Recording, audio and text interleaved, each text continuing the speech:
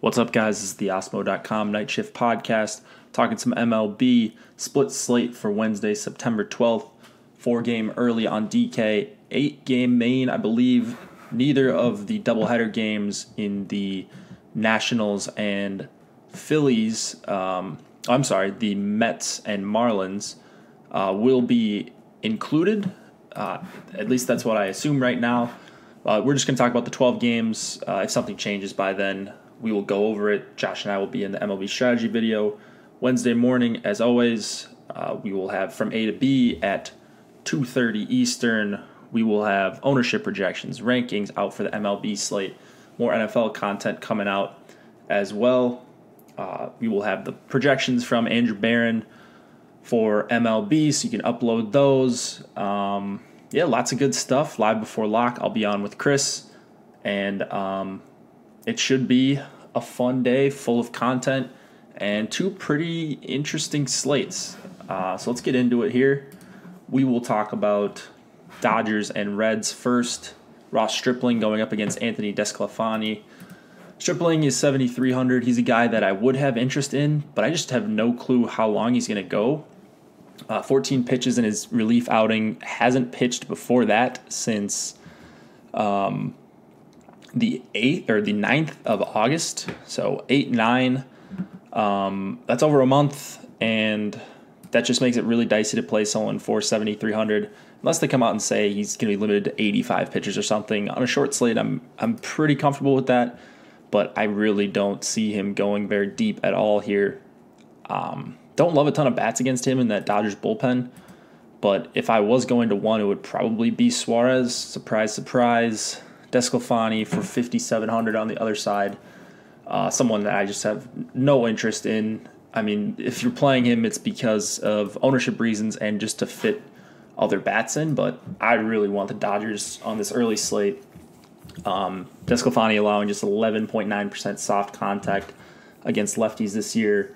So Bellinger, Muncy, Jock Peterson, Grandal, I love all these guys. And then the righties, I mean, there's just no easy outs here. Turner, Machado, Dozier, Puig. It's just a really tough matchup for Desclafani.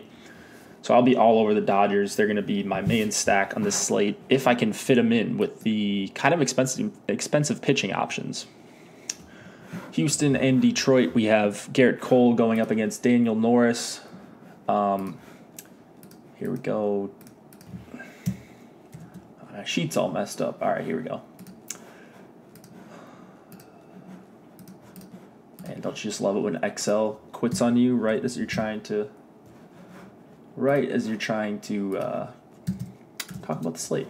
Anyways, Garrett Cole, 12K. I mean, I have no issue with Garrett Cole here.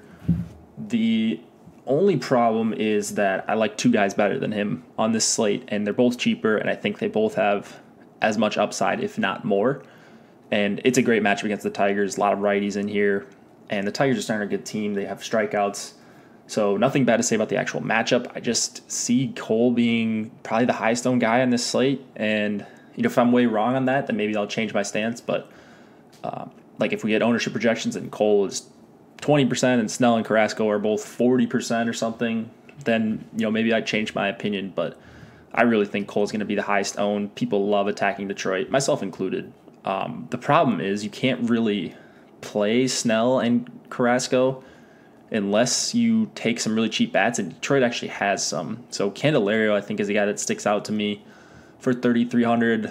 Any sort of lefty power, I don't mind against Cole on a super short slate. So Goodrum and Candelario, I think, are going to be the two guys that I look to as kind of one-offs if I'm fading Cole. And then Norris, 5K. Can't really play him here. He does have strikeout upside in general. This just isn't a good matchup at all against a healthy Houston team.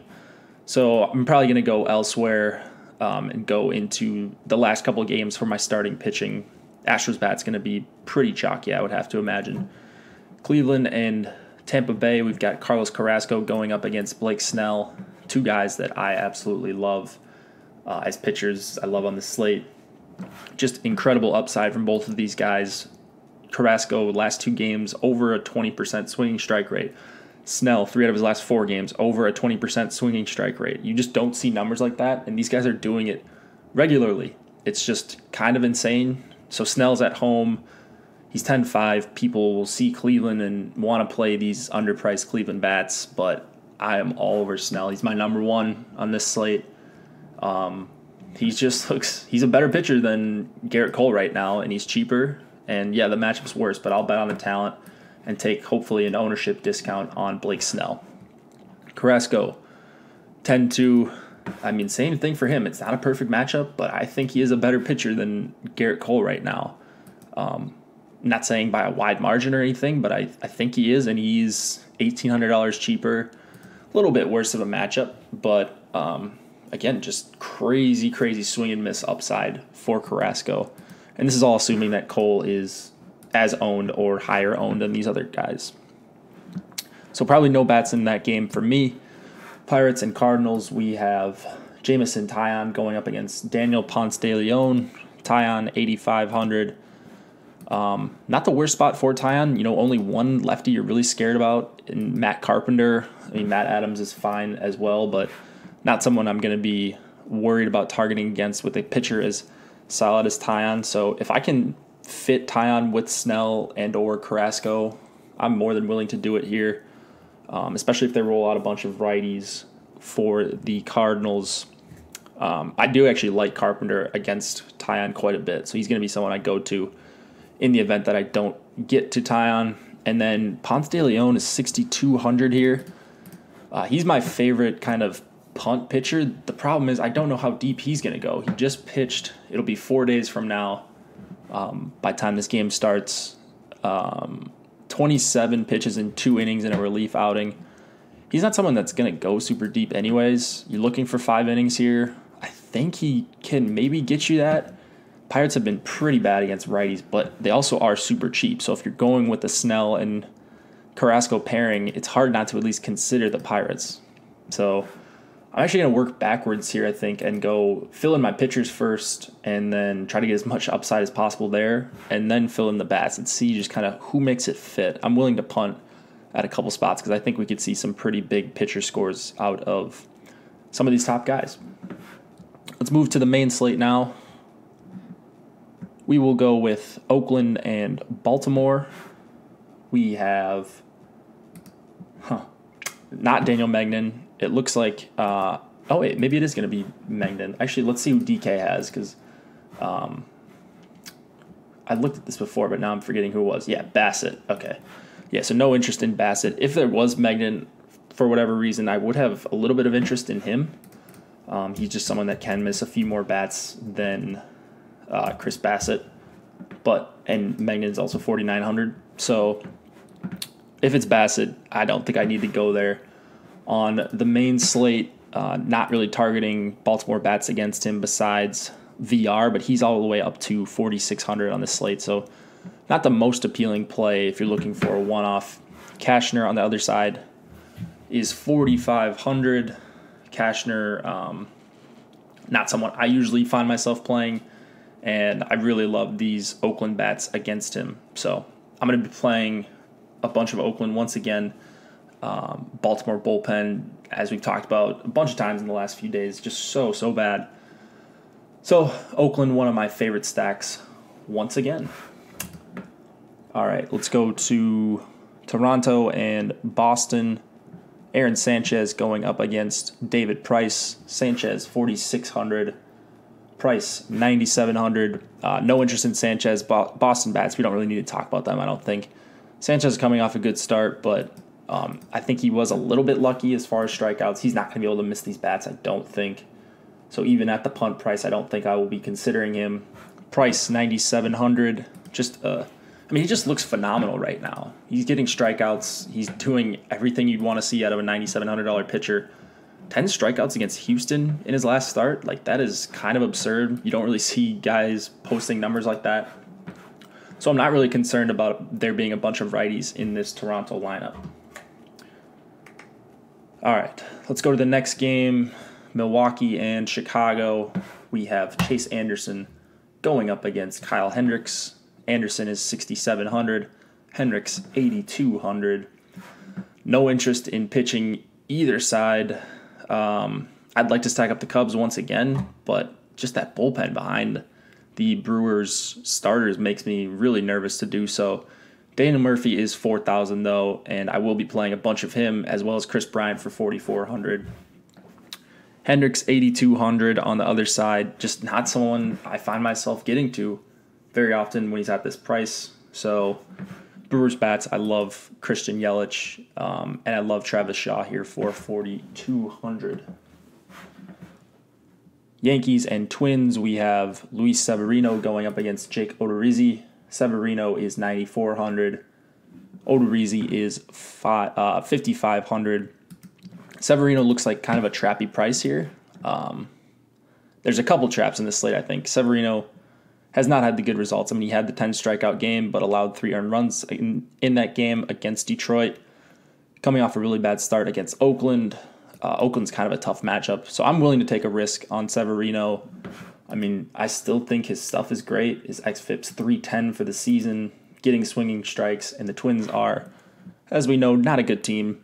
Odorizzi, 5,500.